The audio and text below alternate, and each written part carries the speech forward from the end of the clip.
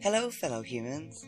My name is Dorothy Laxton, and this is Fostering Untethered Communication and Knowledge, an adventure in stimulating objective, critical thought, shining the spotlight through individual spectacles, putting it once again on the bigger picture and our parts in it. Searching for life beyond the lifestyles we North American urban dwellers have to choose to chase, encouraging all to participate in positive change. I was raised in a Catholic home in a time when everything was changing in the world. Mysticism was much more generally accepted when I was a small child, and we went through this process as a society where we were trading spirituality for sexuality. And anyway, I remember in my youth hearing this story. I guess it's a myth. I'm not sure if it's biblically grounded. I will be honest. I'm not a disciplined anything. But I remember hearing this sort of myth. There's this notion that for the century before Christ returned, basically, God was going to let Satan rule the world. And I look back on the past century, and I think about where we're at now and the teetering point that humanity is on. And I think we're just about to wrap up that century, kids.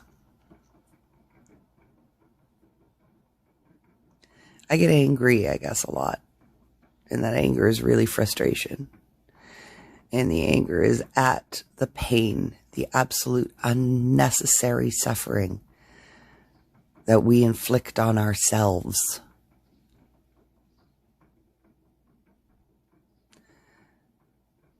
I was watching a video by a detransitioned woman yesterday who had an abortion. We have so over-intellectualized ourselves. This woman bravely got on YouTube and started talking about this abortion she recently had. And she had transitioned to male and then detransitioned to female, and she transitioned quite young and spent a few years as a male and realized and was able to, and that's one of the biggest problems with what's going on right now, is actually able to face themselves and look in the mirror and say, I did something wrong and I've got to change it. Not just say, no, this was my choice and stubbornly hang on to it, because that's something that people do. Well, that's something that I think that she's doing with this abortion. She talks about how difficult it was to make the decision, and she didn't think it was going to be that hard. But she processed and she, worked it out, and she actually really wanted to keep the baby, but it wasn't practical. It was rationalized. And then she went through a process anyway, had another pregnancy scare right after, and she wanted to be pregnant. And so she's sitting there and she's talking about how her body wants to be pregnant because it was pregnant and believes it, so she's flooding with her with hormones and trying to convince her that she wants to have a baby when she doesn't really want to have a baby, intellectually, rationally.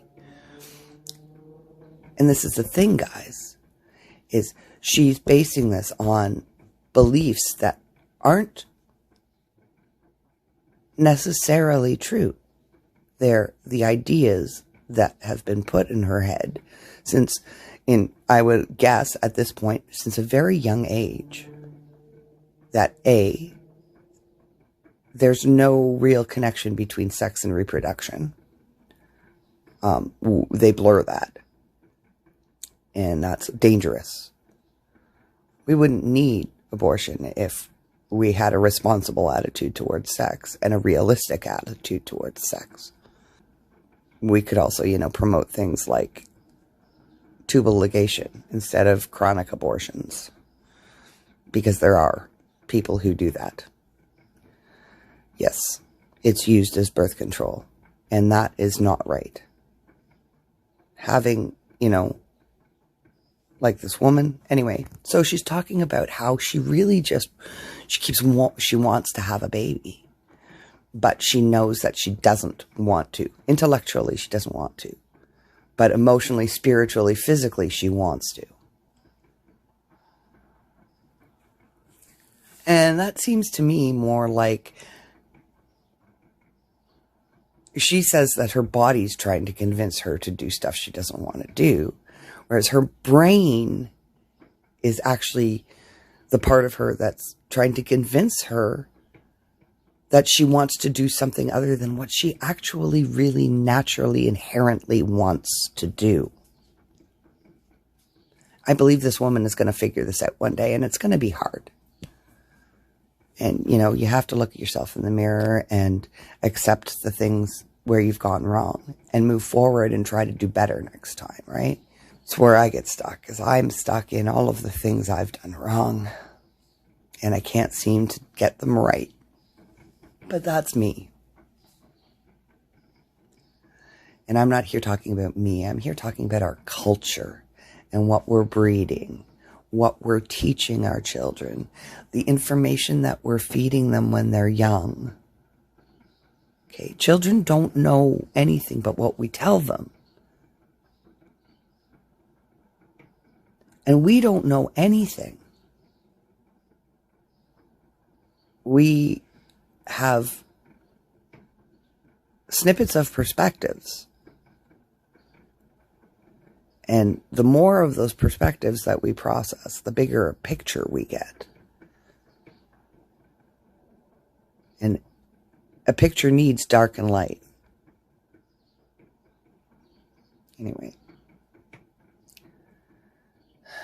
I picked this up because, honestly, it just hit me. This story about how before Jesus comes back and the end, the end of this chaos that we live in.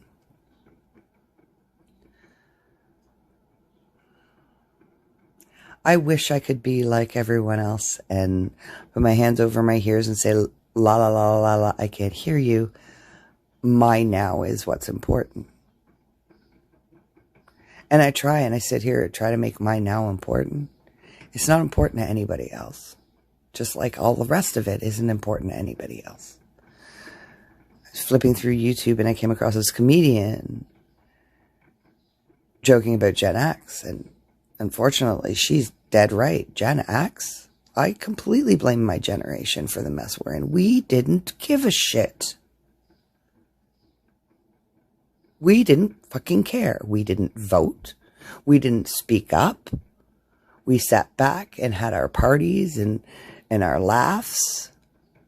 Because that's what our parents, the 80s was all about. We went from life to lifestyles. We're all going to have these great, luxurious lifestyles. Okay. When I was a kid, a car was a luxury, not a necessity. It became a necessity. It was becoming a necessity for sure. But when I was little, a car was still very much a luxury. And it was not a necessity. It never should have been a day-to-day necessity. But we're gluttons. It wasn't necessary.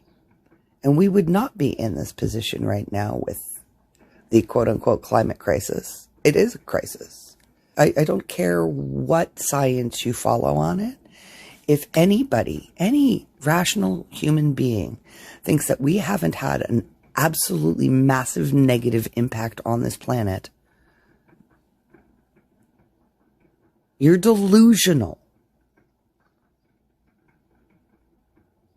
And yes, the excessive use of the car by North Americans is a gigantic part of that. Our energy gluttony is a gigantic part of that.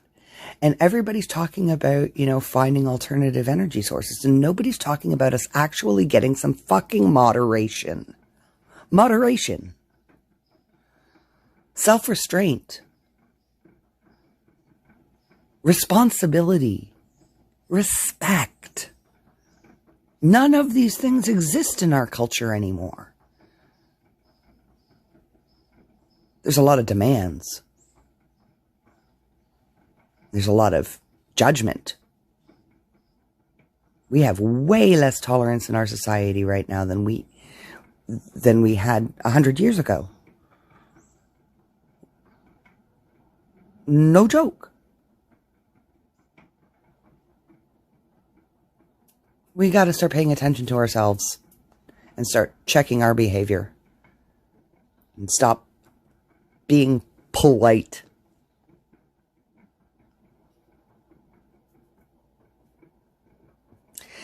I guess all I can say is don't say I didn't warn you. Thanks for listening.